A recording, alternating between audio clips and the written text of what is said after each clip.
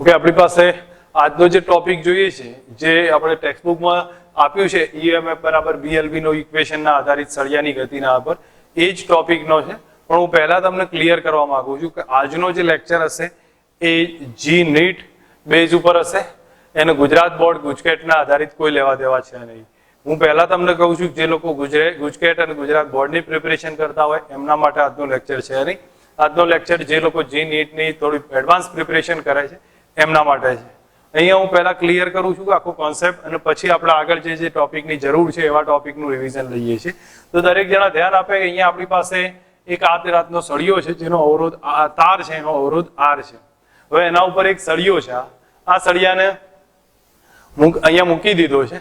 હવે એને ધારી લઈએ છીએ કે અહીંયા હું આ બધું અત્યારે હાલ પૂરતું કદાચ એફએમ ફોર્સને નીકાળી દઉં છું, પછી આપણે સાબિત કરતા સાથે સમજાવીશું. તો સમજો અહીંયા આ સળિયો v જેટલી વેલોસિટીથી ગતિ કરે. જો v જેટલી વેલોસિટીથી ગતિ કરતો હોય તો ધન ધ્રુવ ક્યાં બને, ઋણ ધ્રુવ ક્યાં બને એની પહેલા સમજ હોવી જોઈએ. અને એના માટે આપણું ફોર્સનું ઇક્વેશન F બરાબર Q v ક્રોસ b મુજબ સમજીશું તો જલ્દી અંદાજ આવશે કે વિદ્યુતભારો ધન ક્યાં જમા થઈ જશે, ઋણ ક્યાં જમા થાય. તો આ જયારે સળિયો ગતિ કરતો હોય, સળિયાની અંદર ધન ઋણ વિદ્યુતભારો હશે, તો એ કન્ડિશનમાં એ ગતિ કરશે. હવે v ક્રોસ b કરો તો આને સળિયાની વેગ આ ડાયરેક્શનમાં, ચુંબકીય ક્ષેત્ર અંદરની તરફ, તો v ક્રોસ b કરું તો એનો મતલબ ઉપર ધન જમા થઈ જશે, નીચે ઋણ જમા થાય. તો એનો મતલબ આ ઈએમએફ તો પ્રોડ્યુસ કરી દેશે, પણ આ રીતનું થશે, ઉપરની તરફ ધન ધ્રુવ, નીચેની તરફ ઋણ ધ્રુવ, ધન અને ઋણ, તો ધન ઋણ જમા થઈ જશે. હવે આના ઉપરથી આપણને ખ્યાલ આવ્યો કે આખો ભાગ બેટરી તરીકે વર્તે છે. તો ઉપરની તરફ ધન જમા થયો, નીચેની તરફ ઋણ જમા થઈ જશે. હવે આના કારણે ઈએમએફ પ્રોડ્યુસ થઈ ગયું. ઈએમએફ કેટલું હશે? બીએલવી જેટલું હશે. હવે ઈએમએફ હશે બીએલવી જેટલું, અને આમાં ધન ઋણના આધારે પ્રોડ્યુસ થશે. એનો મતલબ આ ધન છેડો છે તો અહીંયા પ્રવાહ આ ડાયરેક્શનમાં વહેશે, અને આપણે સમજીએ કે આમાં પ્રવાહ ઉપરની તરફ આ ડાયરેક્શનમાં વહેતો હોય. આ સીધી કન્ડિશન હશે, ઓલવેઝ આવશે અને આપણને સમજ આવી જશે, એમાં કઈ વધારે વાર નહીં લાગે. હવે આમાં પ્રવાહ પ્રોડ્યુસ થયો તો એ પ્રવાહ હશે કેટલો? I બરાબર E અપોન R જેટલો. એની કિંમત BLV છે ડિવાઇડેડ બાય R થશે. હવે આના કારણે, આ પ્રવાહના કારણે સળિયામાંથી પ્રવાહ પસાર થાય, ચુંબકીય ક્ષેત્રમાં છે, તો એ કન્ડિશનમાં સળિયા પર બળ પણ લાગશે. એ બળ કેટલું હશે? તો F બરાબર I L ક્રોસ B મુજબ લાગશે. I L cross B. હવે તમે એક વસ્તુનો વિચાર કરો, આ L ક્રોસ B મુજબ લાગે તો I કઈ ડાયરેક્શનમાં છે? આ ડાયરેક્શનમાં. B ક્યાં છે? અંદર. તો I તરફ આગળિયો રાખીએ, B તરફ જવા દઈએ, અંગૂઠો રહેશે આ ડાયરેક્શનમાં. એનો મતલબ થયો કે આ ડાયરેક્શનમાં આપણને ફોર્સ લાગે છે એ FM હશે. એનો સીધો અર્થ થયો કે આપણને લેન્ઝના નિયમ મુજબ બી આપણે સમજી શકીએ છીએ કે આપણું જે બળ છે અથવા જે બી ટૂંકમાં મૂળ ગતિનો શું થશે? વિરોધ થાય છે. તો મૂળ ગતિ આ ડાયરેક્શનમાં છે અને એનો વિરોધ થાય છે, એટલે FM એની વિરુદ્ધ દિશામાં લાગશે. તો એ FM નું મૂલ્ય કેટલું હશે? ILB જેટલું. એ મેં બી લંબ એટલા માટે લખ્યું છે કે મોટા ભાગના કેસમાં આગળ જયારે આવશે તો બી જે ચુંબકીય ક્ષેત્ર છે એ V અને L ને લંબ હોવું જોઈએ. BLV છે ને, તો V ને L ને લંબ હોવું જોઈએ. તો એ સિચ્યુએશન થી આપણે લખવાનો ટ્રાય કર્યો, નહીતર પછી સાઇન થીટા નો કોન્સેપ્ટ યુઝ કરીને આપણે લખી શકીએ છીએ. હવે આની કિંમત BLV ડિવાઇડેડ બાય R લખું તો L ને બી ભેગા થશે, B² L² V divided by R આવે. આટલા સુધીનો FM નો કોન્સેપ્ટ ઈઝી છે, જે દરેક જણને સમજ આવે એવો છે, વારે વારે ઉપયોગ પણ થશે. હવે એક કામ કરું છું કે આ સિચ્યુએશન આપણી પાસે જોવા મળે છે, તો તમે એક પહેલા વસ્તુનો વિચાર કરો. શરૂઆતની અંદર જ આને એક ધક્કો મારી દીધો છે, અને ઇનિશિયલ વેલોસિટી ધારો કે હું 3 કન્ડિશન આની સમજાવવા માંગુ છું. એ 3 કન્ડિશન શાંતિથી સમજ રાખશો તો ક્લિયર થશે. જો પહેલા કેસમાં હું વારું છું ત્યાં સુધી શરૂઆતની અંદર કે t બરાબર 0 સમયે સળિયાની વેલોસિટી v0 બરાબર v0 જે અથવા v0 વેગથી સ્ટાર્ટ કર્યો છે. t બરાબર 0 એ વેલોસિટી કેટલી છે? v0 જેટલી છે. બીજું કોઈ એક્સટર્નલ ફોર્સ નથી, તો F એક્સટર્નલ ફોર્સ 0 છે. એક્સટર્નલ ફોર્સ 0 હોય તો એનો મતલબ આપણું જે બળ લાગશે એ FM એ તો વિરુદ્ધ દિશામાં હશે, વેગની વિરુદ્ધ દિશામાં. એના કારણે FM છે એ પ્રતિપ્રવેગ પ્રોડ્યુસ કરશે, કારણ કે વેગની વિરુદ્ધ દિશામાં છે બળ, અને એના કારણે પ્રતિપ્રવેગ પ્રોડ્યુસ કરે. તો પ્રતિપ્રવેગ કેટલો જોવા મળશે? A is equal to minus FM by M. આટલો પ્રતિપ્રવેગ પ્રોડ્યુસ થઈ જાય. આ પ્રતિપ્રવેગ પ્રોડ્યુસ થયો એટલે વેગમાં શું થાય? ધીરે ધીરે ધીરે ઘટાડો થાય, અને વેગમાં ઘટાડો થઈ એક સર્ટેન ચોક્કસ કન્ડિશન આવશે કે જ્યારે વેગ કેટલો થઈ જાય? 0 થઈ જશે. બરોબર? તો એક થોડા સમય પછી અથવા T સમય બાદ વેગ કેટલો થશે? 0 થશે. આ એક કન્ડિશન આમાં જોવા મળશે કે જો પહેલા એને ધક્કો મારીને v વ્યક્તિ આપણે સળિયાના ધક્કો મારી દીધો v જેટલા વ્યક્તિ, તો એની વિરુદ્ધ દિશામાં fm બળ લાગશે અને એના કારણે પ્રતિપ્રયોગ પ્રોડ્યુસ થાય -fm/m જેટલો, અને એ t સમય પછી એનો વેગ ધીરે ધીરે ઘટાડતો 0 કરે. એક કન્ડિશન આ થશે. બીજી કન્ડિશનમાં આપણે સમજીએ તો બીજી કન્ડિશનમાં હું એક એક્સટર્નલ ફોર્સ F જેટલું લગાડું છું. કેટલો ફોર્સ છે? એક્સટર્નલ F જેટલો. હવે એક્સટર્નલ એટલો છે એ Fm ના જેટલો છે. તો F એક્સટર્નલ આપણે આમ સતત અચળ રીતે લગાડીએ છીએ. કોના જેટલો છે? Fm જેટલો છે. અને એ સિચ્યુએશન થાય F એક્સટર્નલ ને Fm સરખા થઈ જાય તો F નેટ જે પરિણામી બળ કહીએ છીએ એ જોવા જશું તો F આ ડાયરેક્શનમાં, Fm આ ડાયરેક્શનમાં, તો F - Fm is equal two કેટલા થયા? 0 થયા. અને એ 0 થયા તો F નેટ બરાબર ma આવે. F નેટ બરાબર ma થયા. હવે F નેટ 0 છે તો એનો મતલબ કે પ્રવેગ કેટલો થયો? 0. પ્રવેગ 0 તો વેગ કેવો રહેશે? અચળ રહેશે. આ સિચ્યુએશનમાં ટૂંકમાં સળિયો અચળ v વ્યક્તિ ગતિ ચાલ્યા કરે. જ્યારે F ને Fm બહારનું બળ છે એ Fm ના જેટલું હોય ત્યારે સળિયો અચળ વ્યક્તિ ગતિ ચાલુ કરી દેશે. આ સિચ્યુએશનમાં ગતિ ચાલુ કરે. એક સેકન્ડ કન્ડિશન થઈ છે. થર્ડ કન્ડિશનની વાત કરું છું. થર્ડ સ્ટેજ કઈ રીતે જોવા મળશે કે ધારો કે આપણો F એક્સટર્નલ છે એટલે F એ Fm કરતા મોટો હોય તો F નેટ 0 ના થાય. તો એ સિચ્યુએશનમાં હું લખું છું તો F net is equal two F minus Fm. F net is equal two F minus Fm છે. તો એ 0 નથી, પોઝિટિવ છે. તો એનો મતલબ થયો કે બરાબર હું ma કરી શકું છું. બરાબર ma કરી દીધું છે. F નેટ બરાબર F minus Fm is equal two ma છે. એનો મતલબ F વધારે છે, Fm ઓછું છે અને એના કારણે પ્રવેગ મળે છે. હવે અહીંયા પ્રવેગ મળી ગયો તો પ્રવેગ કયો થશે? F માઇનસ Fm બાય એ જેટલો પ્રવેગ m જેટલો પ્રવેગ મળશે. હવે આ પ્રવેગ આવી ગયો. આના પછી હવે કન્ડિશન એક જોઈએ છે કે તમે પ્રવેગને dv/dt યુઝ કરીને આગળ ગણી શકો છો, પણ એક બીજી સિચ્યુએશન બી સમજ રાખીએ છીએ કે જેમ સમય જતો જશે, ધારો કે t બરાબર 0 સમય પ્રારંભિક વેલોસિટી 0 છે. આ સળિયાને t બરાબર 0 સમય પ્રારંભિક વેલોસિટી 0 છે, પણ એક્સટર્નલ ફોર્સ આમ બહાર ખેંચે છે એટલે પ્રવેગ હશે. તો સમય જશે, જેમ જેમ સમય જતો જશે એમ વેગ વધતો જશે. કારણ પ્રવેગ છે. પ્રવેગના કારણે તો સમય જતો જાય એમ વેગમાં વધારો થાય. વેગ વધે તો અહીંયા તમે સમજી શકો છો કે વેગ વધે તો Fm વધે છે, કારણ કે Fm વેગના સમપ્રમાણમાં છે. તો આપણે સમજીએ કે Fm વધતું જાય છે. હવે Fm વધશે તો તમે એક વસ્તુ સમજો, F નેટ બરાબર F માઇનસ Fm છે. તો F નેટ ઘટતું જાય. F નેટ ઘટે એનો મતલબ પ્રવેગ ઘટે છે. પ્રવેગ ઘટતો જાય છે. એક કન્ડિશન એવી આવશે કે પ્રવેગ ઘટતો ઘટતો કેટલો થાય? 0 થઈ જાય. અને પ્રવેગ 0 થાય તો એ વખતે પાછો વેગ કેવો થાય? અચળ થઈ જાય. એનો મતલબ શું થયો કે અહીંયા Fm વધતો વધતો Fm ને બે સરખા થઈ ગયા. તો એનો મતલબ પાછો વેગ પ્રવેગ કેટલો થયો? 0 થયો. વેગ અચળ થયો. આને આપણે ટર્મિનલ વેલોસિટી કહેવાય. આની સિચ્યુએશન કઈ હોય? તમને એક શ્યાનતા બળના દાખલામાં તમે સમજતા હતા, તમને કદાચ ખબર હશે કે v વર્સિસ ટાઈમનો ગ્રાફ આપીએ તો શરૂઆતમાં વેગ વધતો જાય પ્રવેગના કારણે, એક કન્ડિશન આવશે અચળ થઈ જશે. એ ટર્મિનલ વેલોસિટી કહેવાય. જેમ વરસાદનું ટીપું ઘણી ઊંચાઈએથી પડે છે, નીચે આવતા એનો વેગ કિલોમીટર/સેકન્ડમાં હોવો જોઈએ, પણ એવું નહીં હોતું, નહીતર આપણે મરી જઈએ એક ટીપામાં જ. બરોબર? પણ એવું નહીં થતું. એનું રીઝન એક જ છે, terminal velocity after some time એ ગેઇન કરી લે છે. તો અહીંયા પણ સેમ કન્ડિશન જોવા મળશે કે વેગ વેલોસિટી અચળ હશે. હું માનું ત્યાં સુધી થર્ડ કોન્સેપ્ટ ફરી બતાવું છું, કારણ કે આગળ જતા એના આપણે દાખલા ગણવાના છે. એટલે અહીંયા ફરી સમજો કે જો Fm કરતા વધુ હોય, બરોબર, તો એ કન્ડિશનમાં આપણો વેગ પ્રારંભમાં 0 હશે, ત્યાંથી વધવાનું ચાલુ થશે. તો F નેટ કેટલો થાય? F માઇનસ Fm બરાબર m. તો એ કેટલો આવ્યો? F minus Fm by m. આના કારણે પ્રારંભિક વેગ 0 હતો, પછી સમય જતો ગયો વેગ વધતો ગયો. વેગ વધશે તો Fm વધશે, Fm વધે તો એમાંથી બાદ થાય છે તો F નેટ ઘટશે. F નેટ ઘટશે તો પ્રવેગ ઘટે. પ્રવેગ એકવાર 0 બની જાય ત્યારે વેગ અચળ હશે, જેને ટર્મિનલ વેલોસિટી કહેવામાં આવશે. એનો ગ્રાફ આ રીતનો નેચરનો હશે. આ કોન્સેપ્ટ આપણને ખ્યાલ હોવો જોઈએ કે સર્ટેન કન્ડિશનમાં કેટલી વસ્તુઓ જોવા મળે છે. આટલા સુધી કોમન હશે, પણ આ ત્રણમાં ડિફરન્સ જોવા મળશે. ઓકે, હવે હું આના સેકન્ડ પાર્ટને આગળ રખું છું. આ ફર્સ્ટ પાર્ટ આપણે ફક્ત સમજવા જેવું હતું, એટલે એમાં વધારે કંઈ કરતો નથી. પણ સેકન્ડ ભાગ છે એના આધારિત આપણે ઇક્વેશન સાબિત કરીએ છીએ.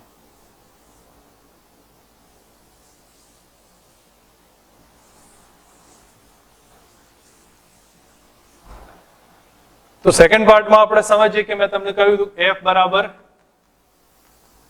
Fm છે. હવે F બરાબર Fm હોય તો પ્રવેગ 0 થતો હતો, પ્રવેગ 0 હતો, અને એ સિચ્યુએશન પરથી આપણે એક સમજીએ કે વેગ કેવો રહેશે, અચળ હશે. આ કન્ડિશન આવશે. હવે આની અંદર બે પ્રકારના પાવર ચેક કરવા છે. એક યાંત્રિક પાવર એટલે કે P બરાબર બળ ગુણ્યા વેગ F ઇન્ટુ V, અને બીજો આવશે વિદ્યુત પાવર. વિદ્યુત પાવર P બરાબર E સ્ક્વેર બાય R. બંને સરખા જ હશે. તમે ચેક કરો, F છે B square L square V divided by R, તો B square L square V અને બીજો V એડ થશે V square divided by R, અને E ના બદલે BLV થશે તો B square L square V square divided by R. બંને પાવર કેવા થયા, સરખા થયા છે. આની અંદર કઈ વધારે છે નહીં. આ ટોપિકમાં તમને ખ્યાલ આવવો જોઈએ. આ સિચ્યુએશન બનશે ને એમાં વેગ કોન્સ્ટન્ટ રહેશે. ઓકે, આપણો જે F છે એક્સટર્નલ છે, એટલે કે F એ Fm કરતા વધુ હોય એની કેલ્ક્યુલેશન આપણે સમજીએ કે હું અહીંયા લખું છું F એ Fm કરતા વધુ હોય. તો એ કન્ડિશનમાં આપણે હજી ફરી એક વખત આખું ડિટેલના આધારે ઘણી બધી કેલ્ક્યુલેશન સમજીએ અને પછી એનો આઈડિયા લઈએ છીએ કે પાવર ને બધું કઈ રીતે એક્ઝેક્ટ વેમાં ફાઇન્ડ થશે. તો આ સિચ્યુએશનમાં આપણને ખ્યાલ હશે કે F નેટ થશે એ થાય F માઇનસ Fm, અને એના બદલે ma લખી શકું. તો આપણને અહીંયા ચેક કરીએ કે a બરાબર કેટલા આવે, તો a બરાબર હું લખાય dv upon dt. સમજો આ કેલ્ક્યુલેશનમાં a બરાબર લખી શકીએ dv upon dt, અને બરાબર હું લખી શકું તો F માઇનસ Fm. હવે F કેટલા છે, તો એ તો કોન્સ્ટન્ટ ફોર્સ છે, તો F એના જ લખ્યા માઇનસ Fm. હવે Fm કેટલા છે, તો Fm B square L square V divided by R લખું છું. તો અહીંયા થયું B square L square V divided by R, divided by m આવશે, ડિવાઇડેડ બાય m થઈ ગયું છે. તો આટલું આપણને એક રિઝલ્ટ આવશે. જો અહીંયા a બરાબર લખ્યું તો F minus Fm by m આવે, તો F તો એના જ Fm ના બદલે B square L square V divided by R કર્યા છે, અને અહીંયા ડિવાઇડેડ બાય m લખી દીધું છે. હવે આ સ્ટેપ આપણને મળ્યું છે. આમાંથી આપણે એક કામ કરી દઈએ, અહીંયા આને R વડે ગુણી અને અહીંયા mr નીચે લાવી દઈએ છીએ. તો dv upon dt is equal to થશે fr minus b square l square v divided by m into r રહેશે.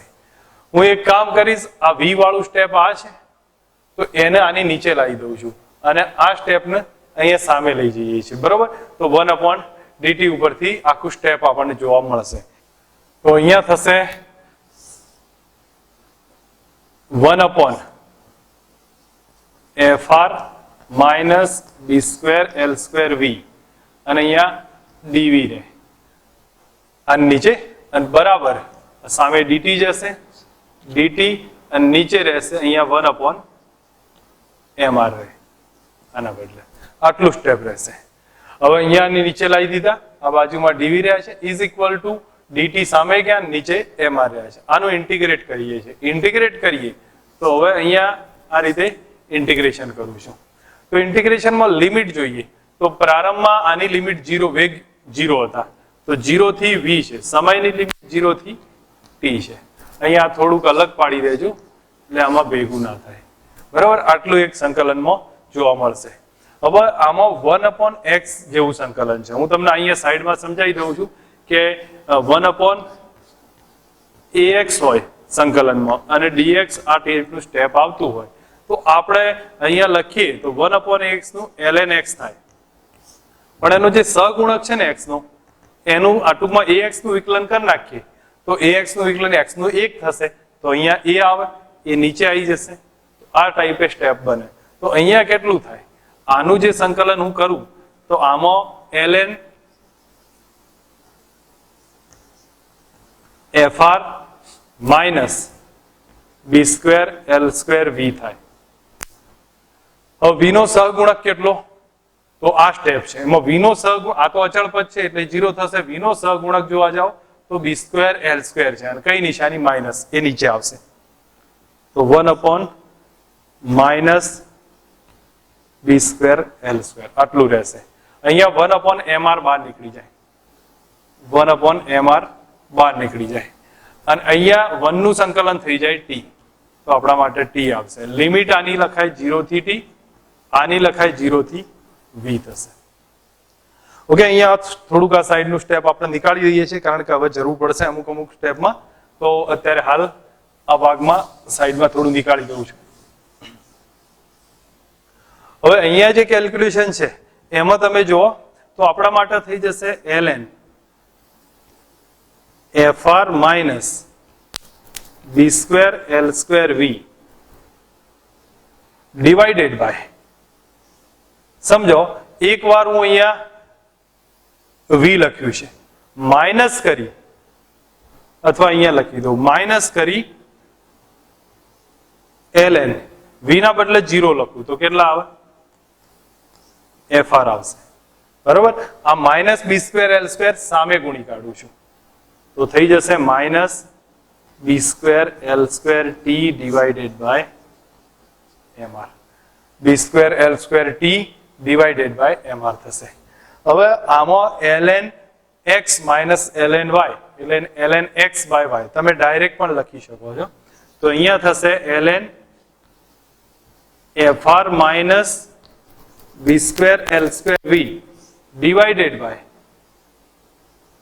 fr આટલું થાય બરાબર કેટલા થયા minus B square L square T by mr થયા. આ સ્ટેપ આવ્યું છે. હવે આમાંથી આપણે એક કામ કરી દઈએ v ને સબ્જેક્ટ બનાવીએ. v ને સબ્જેક્ટ આને સબ્જેક્ટ બનાવવો છે તો ln કાર્ડ નાખીએ તો e ના બેઝ ઉપર જશે તો અહીંયા હું લખું છું fr minus B square L square V divided by fr is equal to e base આ ઘાતમાં આવશે minus B square L square T by mr આટલું સ્ટેપ રહે. હવે આમાંથી fr સામે લઈ જઈએ તો અહીંયા આપણે થશે fr ને સામે લઈ જઈએ તો fr minus B square L square V is equal to fr અને આ e બેઝ માઇનસ આ સ્ટેપ આવશે B square L square T divided by mr આ સ્ટેપ રહેશે. આમાંથી આ તરફ લાવીએ અને આ તરફ લાવીએ એટલે એક તરફ આવી જશે બી સ્ક્વેર એલ સ્ક્વેર વી બી સ્ક્વેર એલ સ્ક્વેર વી બરાબર. અને આ તરફ લાવીએ તો અહીંયા fr માઇનસ fr ઈ બેઝ આ પદ હશે હું અત્યારે હાલ લખતો નથી. fr કોમન કાઢ નાખીએ અહીંયા v ને સબ્જેક્ટ બનાવવો છે તો v બરાબર કેટલા હશે fr ને કોમન કાઢીએ અને નીચે બી સ્ક્વેર એલ સ્ક્વેર ગુણી કાઢીએ બી સ્ક્વેર એલ સ્ક્વેર કૌંસમાં રહેશે 1 માઇનસ ઈ બેઝ આ સ્ટેપ લખી દઈએ minus B square L square T by mr થાય. આ વેલોસિટી મળી ગઈ છે. હું માનું ત્યાં સુધી દરેક જણાને ધ્યાન રાખીને આને સમજ રાખજો કે આટલી વેલોસિટી આવશે. હવે આ વેલોસિટી નું એક રિલેશન આવ્યું છે. આ વેલોસિટી ઇન્ફાઇનાઇટ ક્યારે મતલબ કે અચળ ક્યારે થશે એ બી સમજવાની છે. ફરી એકવાર આનો કોન્સેપ્ટ એકવાર સમજાવું છું ક્યાંથી ઉપયોગ લીધો છે દરેક જણા સમજ રાખે. dv upon dt બરાબર આટલું ઓકે અહીંયા હું લખું છું a બરાબર f minus fm by m જેટલું આવશે. હવે આના ઉપરથી અહીંયા હું dv બાય dt આના વડે ભાગી નાખીએ તો ગુણી કાઢીએ તો fr minus B square L square વી અને નીચે mr આવી જશે. આ સ્ટેપ નીચે લાવીએ v ની તો 1/v આ જે સ્ટેપ આવ્યો અને બાજુમાં dv રહ્યું અહીંયા dt સામે લઈ ગયા છે અને નીચે 1/mr રહેશે. ઇન્ટિગ્રેટ કરીએ તો આની લિમિટ ક્યાં આવે વેગની લિમિટ 0 થી v થાય સમયની લિમિટ ક્યાં આવે 0 થી t આવે 1/ આનું જે સંકલન છે એ x જેવું છે 1/ax જેવું તો ln ax આવશે મારી ભૂલ છે ln ax અને ભાગ્યા a થશે. સેમ આનું ln નું સ્ટેપ આવ્યું અને x v નો સહગુણક એ બી સ્ક્વેર એલ સ્ક્વેર માઇનસ છે તો minus B square L square બાજુ નાખી દીધા. લિમિટ 0 થી v 0 થી v લખી દીધી. અહીંયા 0 થી t છે તો 1/mr બહાર નીકળે, 1 નું સંકલન t થઈ જશે. હવે આ સ્ટેપ આપણી પાસે ક્લિયર થાય તો હું માનું ત્યાં સુધી તમે એક વસ્તુનું ધ્યાન પર રાખજો કે આમાં તમે સીધું લખી શકો અથવા પછી આ રીતે લખવાનું ટ્રાય કરો. તમે એકવાર v લખી દો ને ભાગાકારમાં v ના બદલે 0 લખી દો તો સીધું આ સ્ટેપ આવશે. એકવાર fr minus b square l square v, એકવાર v લખ્યો માઇનસ ભાગાકારમાં આ માઇનસ અહીંયા v ના બદલે 0 લખો તો આપણે fr મળી જાય. પણ એના બદલે હું ડાયરેક્ટ કહું છું તો એ પહેલું સ્ટેપ તો એમના એમ લખ્યું, માઇનસ ડિવાઇડેડ કરી અને અહીંયા v ના બદલે 0 લખી દો તો આપણને fr રહેશે. તો ડિવાઈડ કરી સીધું લખી દેવાનું. બરાબર કેટલા આવી ગયા? b square l square t divided by mr હશે. ln કાઢ નાખવું હોય તો આ રહ્યું એમના એમ રહેવા દો અને e ના બેઝ ઉપર લઈ જાઓ તો એમના એમ રહ્યું, e ના બેઝ ઉપર જતું રહ્યું. આ fr સામે ગુણી કાઢે, આ સ્ટેપ આવી ગયું છે. આને આગળ લઈ જઈએ અને આને પાછળની તરફ બાદ કરી નાખીએ તો b square l square v રહેશે અને fr માઇનસ e વાળું પદ રહેશે. તો fr બહાર કાઢી નાખી, b સ્ક્વેર l સ્ક્વેર વડે ભાગ્યું તો આ સ્ટેપ આવી ગયું છે. આ વેગનું સૂત્ર આવ્યું. હજી વેગ થઈ ગયો છે, આ નીકાળી દઉં છું. તમે એક વસ્તુનો વિચાર કરો કે વેગ આવી ગયો તો વેગ અચળ ક્યારે થશે? આ વેગનું સૂત્ર આવ્યું છે તો વેગ અચળ ક્યારે થશે એની વાત કરું છું. હવે તમે આનો વિચાર કરશો તમને તરત ખબર પડશે. t બરાબર જો હું ઇન્ફાઇનાઇટ લખી દઉં, t બરાબર અનંત સમય, તો એ વખતે v બરાબર કેટલા થાય? fr divided by b square l square અને અહીંયા થાય 1 માઇનસ e બેઝ ઇન્ફાઇનાઇટ થઈ જાય અને e બેઝ ઇન્ફાઇનાઇટ એટલે 0 થાય. e બેઝ ઇન્ફાઇનાઇટ 0 થશે તો એનો મતલબ કે v બરાબર કેટલા આયા? fr divided by b square l square એ અચળ થઈ ગયા. ટર્મિનલ વેલોસિટી આવી ગઈ. આ વેલોસિટીને આપણે vt કહીએ, ટર્મિનલ વેલોસિટી. દરમિયાન પાવર કેટલો? તો પાવર પૂછાય તો p બરાબર f ઇન્ટુ v તમે લખી શકો છો. તો f કેટલું? ILB તો b square l square v divided by r થતો હતો બરોબર, અને બીજો v એડ થશે તો b square l square v square divided by r.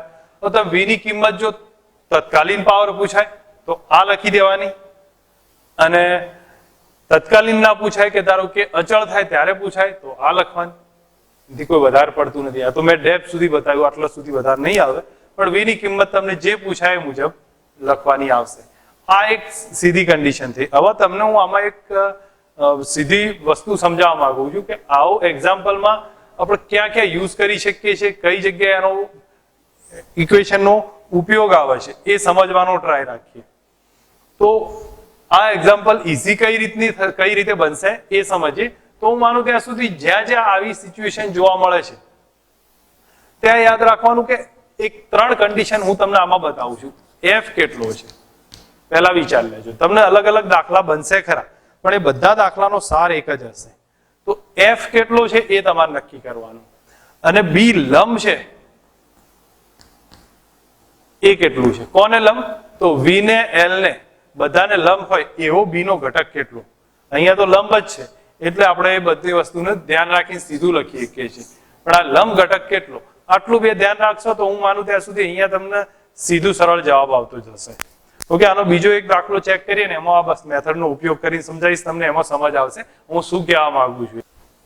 Okay, અહીંયા આ રીતનો એક ઢાળ છે થીટા કોણવાળો અને એના ઉપર આ રીતનો સળિયો મૂક્યો છે. હવે સળિયો શું થશે? આમ નીચે આવશે. સળિયો નીચે આવવાનું ચાલુ થશે. કેટલા વેગથી આવે છે? v વેગથી. મેગ્નેટિક ફિલ્ડ ચુંબકીય ક્ષેત્ર ઉપરની તરફ છે. તો આ એ સેમ એક્ઝામ્પલ છે, ફક્ત આની અંદર f કોન્સ્ટન્ટ કયો છે એ આપણે સમજવું પડશે. પહેલા હું અહીંયા તમને આગળ મેં વાત કરી હતી કે f નું મૂલ્ય કેટલું છે. તો f કોન્સ્ટન્ટ નીચેની તરફ લાગશે. એ કેટલો હશે? તો એ થશે, યાદ આવતું હશે તમને, mg sin થીટા. અને પેરેલલ ઘટક એને નીચે લાવતો ઘટક કયો? mg sin theta. જેમ કે આ કન્ડિશનમાં આપણે મૂકતા હોઈએ તો આ બળ, તો આ ઘટક કેટલો આવતો હતો? mg sin theta. સેમ સિચ્યુએશનમાં આ હશે mg sin થીટા. બરોબર. હવે તો f તો લખી કાઢ્યો આપણે. બીજું કે b લંબ કેટલો થાય? મેં તમને આગળ વાત કરી હતી કે બી નો લંબ ઘટક ચેક કરવાનો. હવે લંબ ઘટક ચેક કરશો તો અહીંયા તો બી આ ડાયરેક્શનમાં છે, વેગ આ ડાયરેક્શનમાં છે, એકબીજાને લંબ નથી. તો આપણે લંબ ઘટક કોને ચેક કરવાનો? એલ ને અને વી ને. તો જો એલ તો આમ છે જ અને વી એને લંબ તો કહી શકીએ કારણ કે એલ અંદર જતો હશે. સમજો એલ અંદરની તરફ છે તો બી એ તો બે લંબ છે પણ વી ની સાથે લંબ નથી. તો વી નો લંબ ઘટક આ વી ને લંબ હોય એવો ઘટક આપણે ચેક કરીએ. તો અહીંયા એક વસ્તુનું સમજ રાખો, આ બાજુ છે એને લંબ બાજુ તો બી પોતે જ છે, આ છે એને લંબ બાજુ બી છે, આ છે એને લંબ બાજુ આ થાય, આને લંબ બાજુ બી થયો અને આને લંબ બાજુ આ થશે. તો આનો ખૂણો થીટા છે તો આ એ થીટા થાય. હવે જો બી નો આ ઘટક લઈ લઉં તો એ બી કોસ થીટા થાય અને બી કોસ થીટા વી ને કેવો છે? લંબ છે. ફરીથી સમજો, આ બાજુને લંબ આ થઈ, આ છે એને લંબ આ થાય, આ ખૂણો થીટા આ એ થીટા થાય. એનો અર્થ થયો કે આ ઘટક થયો B cos theta.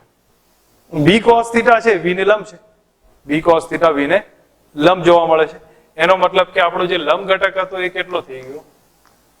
B cos theta થશે. તો બસ આ એક મહત્વની ટોપિક આવી ગયો. અહીંયા બધું રિઝલ્ટ ક્લિયર થશે અને દાખલો આપણે જે ગણીશું હવે એની અંદર આ બે વસ્તુ મૂકતા જઈશું, આન્સર ઈઝી થઈ જશે. જેમ કે તમારે પહેલું ફાઇન્ડ કરવાની આ જે સિચ્યુએશનમાં આવે તો ઈએમએફ આવશે. તો ઈએમએફ કેટલો થશે? બીએલ વી જેટલો. હવે બીએલ વી છે હું લખી દઉં છું, પછી આપણે ચેક કરીએ છીએ, એની કિંમત મૂકતા જઈશું. આઈ બરાબર કેટલો? તો ઈ બાય આર, એટલે કે BL V by R. FM કેટલો એ પછી લખીએ છીએ. ચલો હવે આ સ્ટેપ આપણને મળી ગયું છે. તો હું અહીંયા બી કેટલો લખાય? બી લંબ ઘટક લખાય. લંબ ઘટક આપણે છે કેટલો છે? B cos theta. That means એ કેટલો આવશે? B L V cos theta. અહીંયા કેટલો થાય? B L V cos theta divided by R થશે. બરોબર છે? આટલો આઈ આવી ગયો છે. એફએમ ચેક કરું તો એ થશે આઈ એલ બી અથવા બી સ્ક્વેર. અહીંયા હવે કિંમત મૂકીએ છીએ તો આઈ ની કિંમત બીએલબી લખી દઉં અને અથવા તમે બી લંબ ઘટક છે એટલા માટે હું અહીંયા લંબ ઘટક એડ કર્યો છે પછી આપણે કિંમત મૂકીએ છીએ. તો અહીંયા થશે આપણું ઓરિજિનલ સૂત્ર કયું હતું? B square L square V divided by R હતું. એમાં કયો ઘટક આવતો હતો? લંબ ઘટક હતો. અહીંયા સેમ લખું છું તો કયું થશે આમાં? બી લંબ ઘટક. બી લંબ ઘટક થાય બી કોસ થીટા. તો B square cos square theta L square અને વી ડિવાઇડેડ બાય આર. આ એફએમ આવી ગયું. બધું ઈઝી ફાઇન્ડ થઈ જશે. આમ એફએમ મળી ગયું. હવે એફ એક્સટર્નલ કેટલું? તો મેં તમને પહેલા કહી દીધું કે એફ એક્સટર્નલ થાય MG sine theta. F external MG sine theta. F બરાબર એમજી સાઇન થીટા. હવે હું સૂત્ર લખું છું, સાબિત કરવું ઈઝી છે. પછી આમાં પ્રવેગ આવશે. પ્રવેગ કેટલો હોય? તો એ બરાબર F minus F M upon M. હવે તમે આમાં કિંમત લખો જેમ આગળ નામ લખતા હતા એ જ કન્ડિશનમાં. એફ ના બદલે કેટલા લખાય? તો MG sine theta minus F M છે B square L square V cos square theta divided by R. B square L square V cos square theta divided by R and total divided by m. હવે પાછો ફેરો દાખલો આગળ repeat થવાનું ચાલુ થશે. એના બદલે હું dv by dt લખું, એનું વિકલન કરું, એનું સંકલન કરું, આગળ થશે. એના જ એક્ઝામ્પલ રિપીટ થશે. ઘણો જે લોકો મેથ્સ વાળા છે પ્રેક્ટિસ કરી શકે છે. આન્સર મને કહેજો, ફોટો પાડીને વોટ્સઅપ કરજો તો એ પ્રમાણે હું ચેક કરીશ કે ભાઈ રાઈટ છે કે રોંગ છે. કોઈ નાની મોટી ભૂલ હશે તો સમજાઈશ એમાં, પણ મેથડ આઈડી જ આવશે, એમાં કોઈ વધારે ફરક નથી. બરોબર. હવે આમાં ટી પેલામાં આપણે યુઝ કરતા હતા, ટી ઇન્ફાઇનાઇટ થાય લાંબા સમય પછી વેગ અચળ થતો હતો. તો એ અચળ વેગ કેટલો હતો? લાંબા સમય પછી એ કેટલો અચળ થશે? તો અચળ થાય તો એ કન્ડિશનમાં સમજો લોંગ ટર્મ પછી જ્યારે વેલોસિટી કોન્સ્ટન્ટ થઈ જાય એટલે કે એ પ્રવેગ 0 થતો હતો. યાદ આવે છે ને તમને? આગળના દાખલામાં આપણે સમજતા હતા પ્રવેગ 0 હતો અને પ્રવેગ 0 હતો તો એનો મતલબ થયો કે એફ એ 0 થાય તો તો એ 0 થાય, અહીંયા મૂકી દઉં તો 0 ઇઝ ઇક્વલ ટુ શું થયું? f minus fm. તો એનો મતલબ f બરાબર શું થઈ જશે? fm. તો એનો મતલબ પહેલી કન્ડિશન રિપીટ થઈ. તો પહેલી કન્ડિશન રિપીટ થાય તો અહીંયા યુઝ કરું અને આમાંથી v ને સબ્જેક્ટ બનાવું તો v કેટલા આવે છે મને અહીંયા જોવો તો v બરાબર આપણું સૂત્ર કયું થાય? fm into r divided by b square l square cos square theta.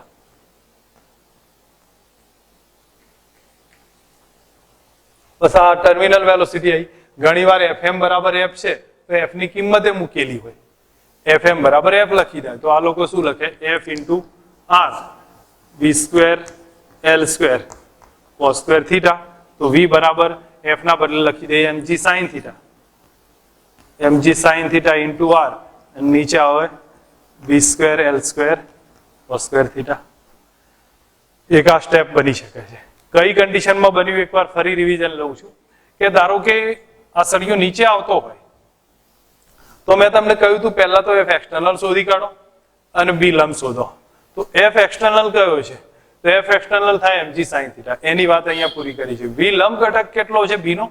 તો v ને લંબ ઘટક હોય તો અહીંયા મેં આ ડાયરેક્શનમાં જોયું, પછી મેં તમને અહીંયા બતાવ્યું કે આને લંબ બાજુ આ છે, આને લંબ બાજુ આ થાય તો આનો આ તરફનો ઘટક b cos theta થઈ જશે. તો એ એને લંબ થઈ ગયો. તો હવે જ્યારે EMF લખું તો BLV લખીશ તો લંબ ઘટક લઈશ તો b cos theta લઈ લીધો. I બરાબર E by R તો BLV ભાગ્યા R છે તો એમાં લંબ ઘટક b cos theta લખ્યો છે. FM થયો ILB એટલે b square l square v divided by એમાં લંબ ઘટક એટલે b cos theta નો વર્ગ કરી નાખ્યો છે. આટલું આવી ગયું છે ફોર્સ.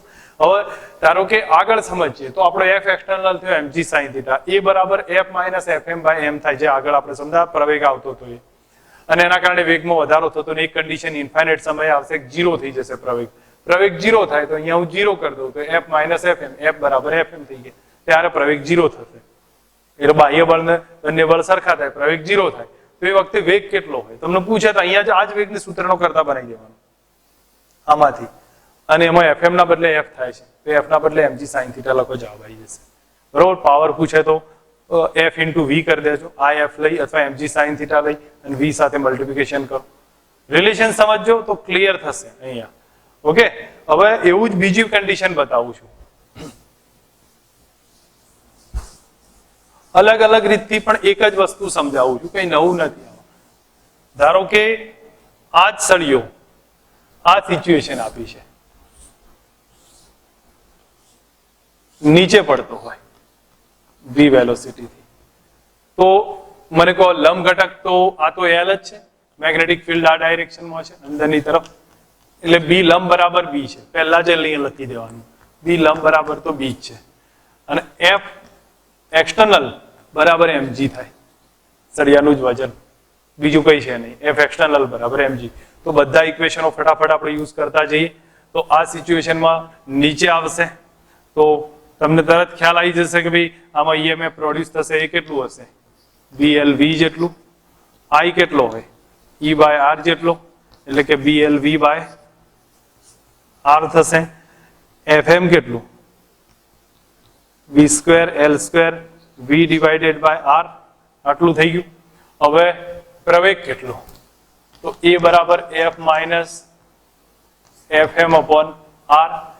F ના બદલે હું mg લખી શકું તો mg minus b square l square v divided by r divided by m. આટલું સ્ટેપ આવશે. પ્રવેગનું આવી ગયું. હવે પ્રવેગ પૂરો થાય એટલે આપણે t બરાબર ઇન્ફાઇનાઇટ સમય પ્રવેગ 0 થાય છે, વેગ અચળ થાય છે. તો એ કન્ડિશનમાં f બરાબર fm થશે ને એના બરાબર mg કરીએ. તો fm પરથી વેગનું સૂત્ર તો v બરાબર કેટલું આવે? fm into r divided by b square l square. જરૂર પડે તો f ના બદલે mg લખી દેવાનું, fm ના બદલે તો આપણું થઈ જશે mgr divided by b square l square. સીધો અચળ વેગ થઈ ગયો ટર્મિનલ. આની આ કન્ડિશન થશે. સમજ રાખજો. તો અહીંયા અલગ અલગ રીતથી યુઝ કરતા જાય અને અલગ અલગ પોઈન્ટથી કેલ્ક્યુલેશન બનતી જશે. હજી એક બીજું વેરિએશન આપણે યુઝ કરીએ.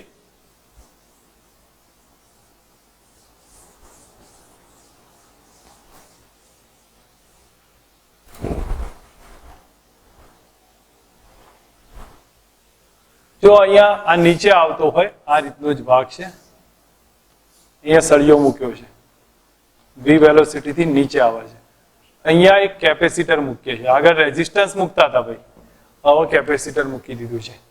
કેપેસિટર મૂકીએ ત્યારની થોડી કન્ડિશન અલગ હશે, કેપેસિટર મૂકીએ છીએ અને એ વખતે એની કેલ્ક્યુલેશન ને સમજીએ. મેગ્નેટિક ફિલ્ડ ઇનસાઇડ છે, તો v cross i l cross b કરીશું તો સોરી તમે અહીંયા સમજશો તો આ છેડો ધન બનશે, આ છેડો ઋણ બનતો જશે. v ક્રોસ b કરો, v આ ડાયરેક્શનમાં, b અંદરની તરફ, તો આ ધન બનતો જાય, આ ઋણ બનશે. બરોબર. હવે આમાં EMF કેટલું પ્રોડ્યુસ થયું?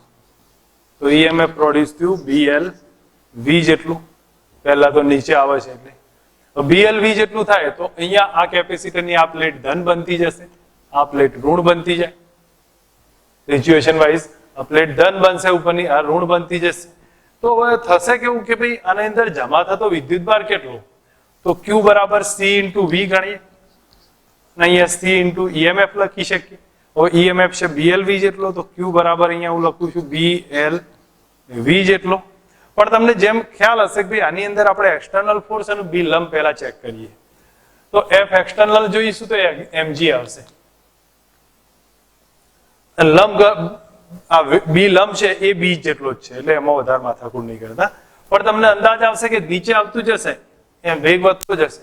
હવે વેગ વધતો જાય છે, ધીરે ધીરે ધીરે નીચે આવશે, શરૂઆતમાં 0 હશે, પછી વેગ વધતો જશે. તો વેગ વધતો જશે એનો મતલબ થયો કે EMF સ્ટ્રોંગ થતું જાય છે, અહીંયા બેટરી મજબૂત થતી જાય છે. બેટરી અહીંયા મજબૂત થતી જાય, આની સર્કિટ બાજુમાં ડ્રો કરું છું, આ રીતની હશે.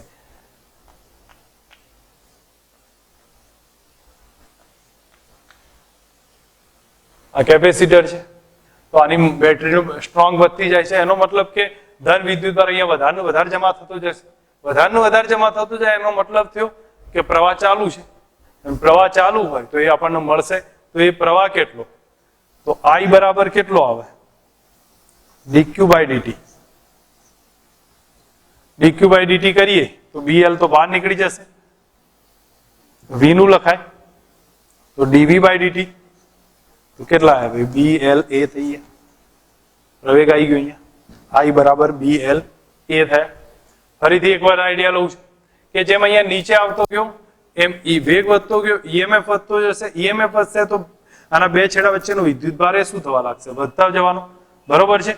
મારી ભૂલ છે, અહીંયા BLV ઇન્ટુ C આવશે, કેપેસિટન્સ લખવાનું રહી ગયું છે. અહીંયા BL કેપેસિટન્સ C અને પ્રવેગ A, આટલું થશે. હું ફરી સમજાવું છું. અહીંયા Q બરાબર C ઇન્ટુ V, E ના બદલે BL V લખ્યું છે, ઇન્ટુ કેપેસિટન્સ C. I બરાબર dq by dt, તો BL C બહાર નીકળી જશે, V નું થાય dV upon dt, એટલે પ્રવેગ આવી. તો હવે આના આધારે FM આવશે, મેગ્નેટિક ફોર્સ લાગશે. મેગ્નેટિક ફોર્સ લાગશે ઉપરની તરફ, FM. તો FM કેટલો? ILB by R આપણે કરી શકીએ, સોરી મારી ભૂલ છે, FM બરાબર ILB લખાય. બરોબર. હવે I કેટલો છે? BLC into A, BLC into A અને LB પાછા આવ્યા, B square L square capacitance C into A, આ FM આવ્યો. સમજો અહીંયા I બરાબર મળી ગયો આટલો, તો FM બરાબર ILB કર્યા તો B square L square C into A થયા. હવે પ્રવેગ કેટલો? તો આપણે એક કામ કરીએ, F નેટ બરાબર લખું છું, F નેટ બરાબર F માઇનસ FM. કેમ એમ થશે? કારણ કે F નીચેની તરફ લાગશે, એક્સટર્નલ ફોર્સ mg જેટલું, અને FM ઉપરની તરફ, તો F નેટ આવી ગયું બરાબર MA કરી શકીએ. તો આના બદલે હું MA અહીંયા લખી દઉં છું, F ની કિંમત mg થાય, FM થશે B square L square C into A બરાબર MA થઈ ગયા. એક તરફ લઈ જઈએ તો આ બાજુ થશે mg બરાબર A નું કોમન કાર્ડ નાખું, કૌંસમાં રહેશે B square L square C plus M. આ સ્ટેપ થશે, A ને સબ્જેક્ટ બનાવી દઉં તો A બરાબર થઈ જાય mg divided by v square l square c plus m. આ પ્રવેગ આવ્યો, પેલા કરતા અલગ છે. કેપેસિટર મૂક્યું, પ્રવેગ બદલાઈ ગયો. અને આ પ્રવેગ છે ને એ સમય પર આધારિત નથી, એટલે અચળ કહેવાય. આ પ્રવેગ અચળ છે, એ બદલાશે નહીં, સમય ઉપર ડિપેન્ડ નથી. બરોબર છે? તો આ એક સિચ્યુએશન વાઇઝ આપણને અંદાજ આવ્યો છે કે આટલો પ્રવેગ આ રીતે ડેવલપ થાય છે કેપેસિટરમાં, કઈ રીતે થાય. ફરી એકવાર આખો આઈડિયા આપું છું, દરેક જણા સમજ રાખે. આને ધારો કે ત્રાસો ભાગ કરે તો પણ કોઈ નવું નહીં આવે, એ પણ હું તમને કોન્સેપ્ટમાં આપીશ. પણ અત્યારે હાલ ધ્યાન રાખજો કે આ કન્ડિશનમાં કઈ રીતે સમજાવ્યું છે. કે અહીંયા મેં તમને કહ્યું ભાઈ સળિયો નીચે આવતો હોય તો એ વખતે એક એક્સટર્નલ ફોર્સ છે mg થઈ જશે. બરોબર? બી લંબ તો બી છે, તો EMF થઈ જશે BLV જેટલું. હવે એ જે EMF થયું એ કેપેસિટરને ચાર્જ કરશે, તો કેપેસિટરનો વિદ્યુતભાર જમા થશે C ઇન્ટુ E ના બદલે BLV લખ્યું ઇન્ટુ C. હવે અહીંયા જેમ જેમ વેગ વધતો જશે, EMF વધતું જશે, કેપેસિટરની ચાર્જિંગ સ્થિતિ વધતી જશે, તો પ્રવાહ પસાર થશે dq upon dt જેટલો. તો BLC બહાર નીકળી જશે અને dV upon dt એટલે પ્રવેગ આવે. હવે આમાં તમે જોવા જાવ તો F નીચે લાગે, FM ઉપર લાગશે, તો FM શોધવો પડશે આપણે. તો FM બરાબર ILB, જે I ની કિંમત આ લખી દેશો, આ સ્ટેપ આવી જશે. ટોટલ જો તો F નીચે FM ઉપર, તો F માઇનસ FM બરાબર MA કહેવાય. હવે F ના બદલે mg લખ્યું, FM આપણે અહીંથી લખી દીધો, MA બરાબર MA. એને સબ્જેક્ટ બનાવો, એ T ઉપર ડિપેન્ડ નથી. એ રીતના રિલેશન બી ચેક કરીએ કે અહીંયા કેપેસિટર મૂકી. જો ધારો કે આવો ઢોળાવ આપ્યો હોય અને v વેલોસિટી થી આવતો હોય અને અહીંયા કેપેસિટર મૂક્યો હોય, તો ચેન્જીસમાં શું આવશે? મેં તમને બે વાત કરી હતી કે ભાઈ આપણે પહેલા શોધવાનો F કોન્સ્ટન્ટ કેટલો થાય. તો F કોન્સ્ટન્ટ કેટલો થશે આમાં? mg sin θ. આગળ આપણે જોઈ લીધું હતું mg sin θ. અને b લંબ કેટલો? તો એ ચેક કરી લીધું હતું b cos θ. આ બે વસ્તુ તો તમને આગળ મેં સમજાવી દીધી છે. તમારે જ્યાં જ્યાં b આવે છે ત્યાં b cos θ લખો, F આવે છે ત્યાં mg sin θ લખી.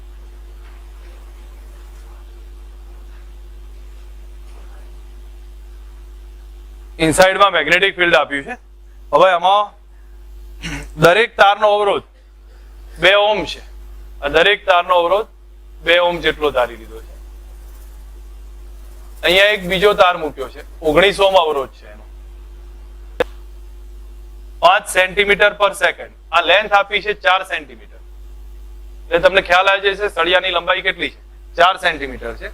હવે પહેલી કન્ડિશનમાં આપણને કહ્યું છે આ બંને સળિયા સમાન દિશામાં જાય છે. અને બીજી કન્ડિશનમાં શું બતાવ્યું છે? બંને સળિયા વિરુદ્ધ દિશામાં ગતિ કરે. તો 19 ઓહ્મ છે એમાંથી વહેતો પ્રવાહ કેટલો? 19 ઓહ્મ માંથી વહેતો પ્રવાહ કેટલો? જો સમજો બંને સળિયા સમાન દિશામાં કેટલી ઝડપથી ગતિ કરે છે? 5 ની ઝડપથી ગતિ કરશે. તો એ કન્ડિશનમાં આમાંથી વહેતો પ્રવાહ કેટલો? તો થાય કે કયો ધન તો બને ભાઈ? V ક્રોસ B ઉપર ધન હશે. હવે આ આખી સર્કિટ ડ્રો કરું તો સર્કિટ તમને ખ્યાલ આવી જશે કઈ રીતે બનશે. જો ઉપરની એક બેટરી આવી, આ 2 ઓહ્મ, આ EMF કેટલો ભાઈ? BLV. અહીંયા એક બીજી બેટરી બનશે, એના જેમ જ BLV. એનો અવરોધ 2 ઓહ્મ છે અને બાજુમાં એક અવરોધ છે 19 ઓહ્મ નો. યાદ આવે છે? હવે સર્કિટ સોલ્વ કરવી શું કરાય? જોડાણ થયું બેટરીઓનું, બરોબર છે. અથવા તમે સીધા અર્થમાં સમજો તો બે બેટરીના મૂલ્ય સરખા છે એટલે એ કેવા રહેશે? કોન્સ્ટન્ટ રહે. અને કયું જોડાણ છે? સહાયક છે. તો બીજું કે એનો સરવાળો થશે. આ કેટલી થાય? ભલે મને BLV શોધી આપો તો ભાઈ. V ની વેલ્યુ ચલો હું અહીંયા તમને લખાઈ દઉં છું.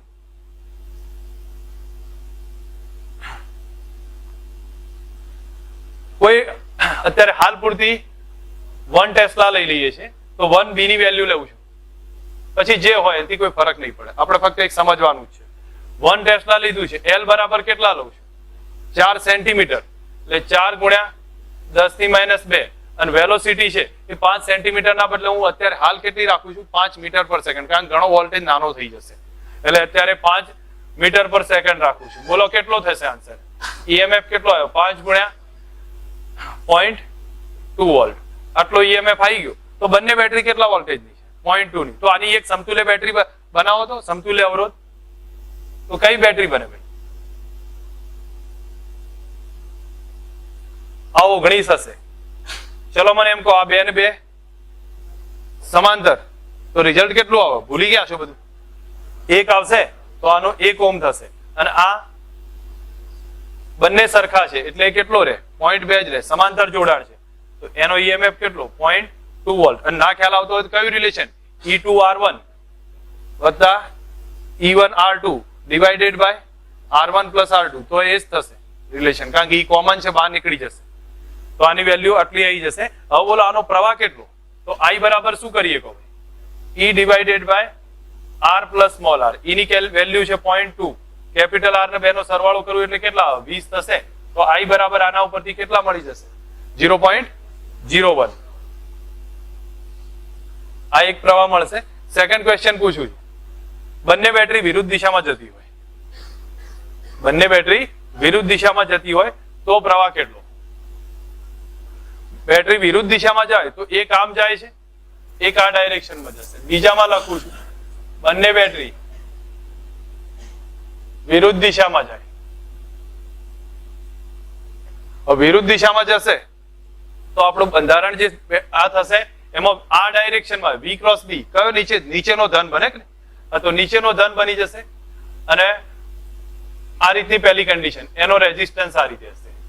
અહીંયા આ તો આ ડાયરેક્શનમાં જશે તો એના આ રીતે આનો અવરોધ R1 બરાબર 2 ઓહ્મ અને R2 બરાબર 2 ઓહ્મ છે અને એક 19 ઓહ્મ નો અવરોધ અહીંયા કનેક્ટ કર્યો છે. બોલો શું થશે?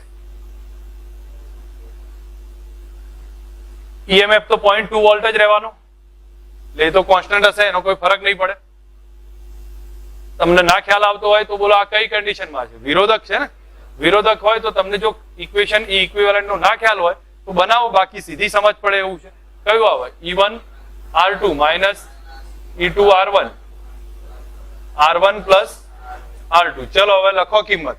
તો E1 E into 2 અને E into 2 0 થઈ જશે બંનેની કિંમત લખશો એટલે. તો ઈએમએફ E ઇક્વિવેલન્ટ કેટલો થયો 0. તો એનો મતલબ કે 19 માંથી વહેતો પ્રવાહ કેટલો થઈ ગયો 0 થઈ જશે. સમજ પડે છે? તો આ એક આખું રિઝલ્ટ બનશે અને એના ઉપરથી કઈ રીતે ફાઇન્ડ કરીએ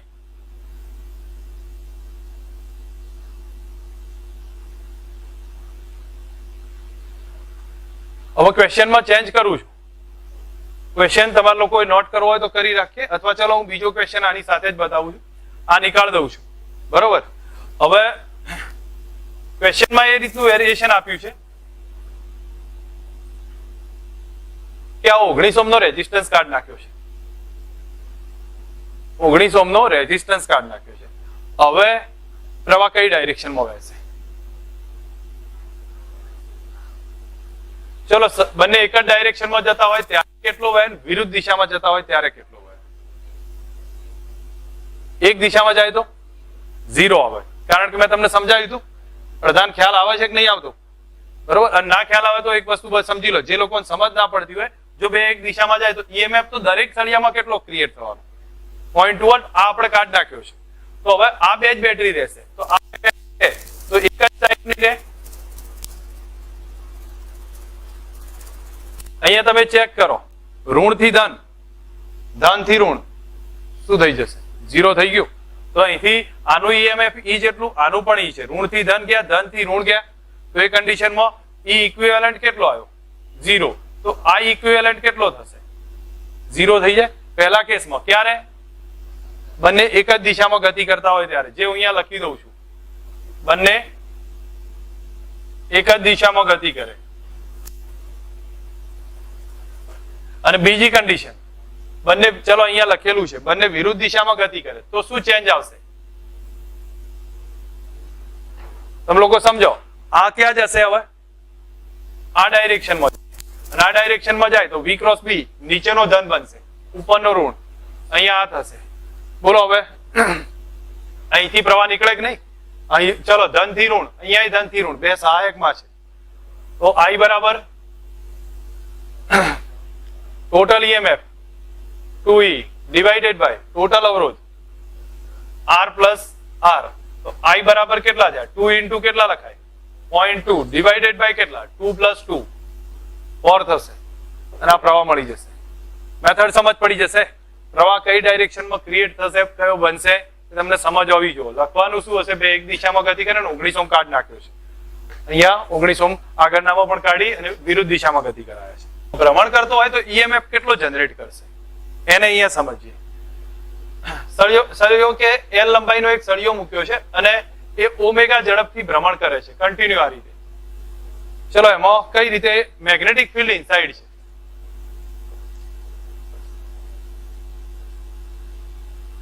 તો એક વસ્તુ સમજજો, આમાં પહેલા એક નાનો ભાગ લઈ લેવાનો. x અંતરે એક નાનો ભાગ કેટલો ધારી લીધો? dx જાડાઈનો. હવે dx જાડાઈનો એક નાનો ભાગ ધાર્યો તો આ અહીંયા કન્ડિશન કેવી બનશે? x અંતરે એક નાનો ટુકડો છે dx જાડાઈનો અને એ કેટલી ઝડપથી ગતિ કરતો હોય? તો r ઓમેગા થી. r ઓમેગા તો આપણે x ઇન્ટુ કેટલા થયા? ઓમેગા થયા, કારણ કે આ કેટલી અંતરે છે? x ઇન્ટુ ઓમેગા, એટલી એની ઝડપ આવી. એ સ્પર્શકની દિશામાં એનો વેગ હશે. હવે આ નાના ટુકડાનું ઈએમએફ કેટલું થાય? તો નાના ટુકડાનું ઈએમએફ ડી બરાબર કેટલું આવે? BLV. તો બી તો એમના એમ રાખે, એલ ના બદલે કેટલા લખું? dx લખું અને v ના બદલે કેટલા લખું? x into omega. તો v ના બદલે x ઇન્ટુ ઓમેગા લખ્યા અને આના બદલે dx લખ્યા. તો તમે લોકો સમજી શકો ડી બરાબર આટલા આયા, તો ઈ બરાબર કેટલા આવે? ઇન્ટિગ્રેટ કરીએ તો b omega x into dx. કોનું સંકલન થશે ભાઈ? x નું થાય. લિમિટ કેટલી છે? 0 થી l સુધી. તો 0 થી l લઈએ તો શું આવશે? b ઓમેગા બહાર નીકળશે અને x²/2, x ના બદલે કેટલા લખું? l²/2. તો આ એક ઇક્વેશન તરીકે યુઝ થાય છે, બરોબર? 1/2 b ઓમેગા l². પણ હું તમને પહેલા જ કહું છું આ ઇક્વેશન છે એના કરતા પ્રોપર સમજ જરૂરી છે. કઈ રીતે ક્રિએટ કર્યું, શું કર્યું આપણે ભાઈ? આ એક નાનો ટુકડો લીધો છે dx જાડાઈનો, બરોબર? અને એના માટે ઈએમએફ શોધવા માટે એનો વેગ લીધો. કેટલો આવ્યો? x ઓમેગા, r ઓમેગા પરથી, અને એની જાડાઈ કેટલી? dx. તો BLV માં l ના બદલે dx લખ્યા, v ના બદલે x ઓમેગા લખ્યા, ટોટલ ઇન્ટિગ્રેટ કર્યું, b ઓમેગા બહાર કાઢ્યા, x નું કેટલું થયું? l²/x²/2, એના બદલે l લખ્યા. ઓકે, એક્ઝામ્પલ તમે લોકો આ ઇક્વેશન ગોખીએ નાખો, પણ પ્રોબ્લેમ શું થશે કે અહીંયા એક સળિયો બીજો આપ્યો છે. અહીં ધ્યાન આપજો, આ ટોટલ લંબાઈ l છે અથવા 2l અને આ લંબાઈ l છે. હવે આ ગોળ ફરે ઝડપથી. મેગ્નેટિક ફિલ્ડ પાછું ક્યાં છે? ઇનસાઇડ જ છે. હવે બોલો મેગ્નેટિક આ સળિયામાં આની અંદર ઈએમએફ કેટલું જનરેટ થાય? શું કરશો? હવે લિમિટ ચેન્જ થઈ ગઈ. કેટલી આવશે લિમિટ? 2l થી 3l થઈ ગઈ. તમે લોકો આ ગોખીને ગયા હોય તો આનાથી જવાબ નહીં આવે. એટલા માટે હું તમને કહું. તો ધારણા શું, કઈ કન્ડિશન આવશે? કેટલું લેવાનું ભાઈ? x અંતરે dx જાડાઈનો એક ભાગ લઈ લો. તો બોલો ઈએમએફ કેટલું આવશે? d બરાબર BLV. આની ઝડપ કેટલી? x ઓમેગા સ્પર્શકની દિશામાં. તો b ના બદલે તો એ જ લખીએ છીએ, l ના બદલે dx લખી દઈશું અને v ના બદલે x ઓમેગા. Same relation. હવે e બરાબર ઇન્ટિગ્રેટ ઓફ b ઓમેગા એમ ના એમ રાખીએ, x ઇન્ટુ dx. લિમિટ કઈ લખું? તો 2l થી 3l. તો e બરાબર કેટલા આયા? b ઓમેગા x²/2 અને અહીંયા 3l 2l. વેલ્યુ મૂકો. b ઓમેગા/2 બહાર રાખું છું. અહીંયા કેટલા થશે? 9l² minus 4l². તો કેટલા આવી ગયા? 5l². તો જવાબ કેટલો થયો? 5/2l². આને તમારે જો સીધો જવાબ ચેક કરવો હોય, આ બધું સંકલન ના કરી તો મેથડ ખરી કોઈ? સંકલન ના કરી તો એના માટે એક કામ કરો, આખા સળિયાનું મેગ્નેટિક ઈએમએફ લઈ લો અને એમાંથી આ શું કરો? બાદ કરો. ચલો એ ટ્રાય કરી જોઈએ, જો આવે છે કે નહીં એ ચેક કરો. તો આમાં આખા સળિયાનું કેટલી લંબાઈ 3l². તો આપણું ઇક્વેશન કયું યુઝ કરવાનું? આ જ ઇક્વેશન. બોલો E1 આખા સળિયા માટે કેટલું? 1/2 b ઓમેગા કેટલી લંબાઈ? 3l². તો કેટલા થયા? 9/2 b ઓમેગા l². E2 કેટલા? આ નાના ભાગનું 1/2 b ઓમેગા 2l². કેટલા થયા ભાઈ? 4l². થઈ ગયું આટલું. બેનો ડિફરન્સ લો, આટલો જ આવશે. બરોબર, બેનો ડિફરન્સ લેશો તો E1 માઇનસ E2, તો 9/2 માઇનસ કેટલા લખું? 4/2 એટલે કેટલા આવી જશે? 5/2 છે. તો 5/2 b ઓમેગા l². 2 થી 3 વર્ષમાં જ આ જેરેવલીમાં આ ટાઈપે પૂછાયો હતો મેઇન્સમાં જ. કોઈ નવું નહોતું, આના જ ટાઈપે ભ્રમણ બતાવ્યું હતું અને એ જ રિલેશન્સ પૂછ્યું છે. આટલું રાખું છું. હવે જો સમજો, આના પછી જે છે ને એ હવે અઘરા નથી.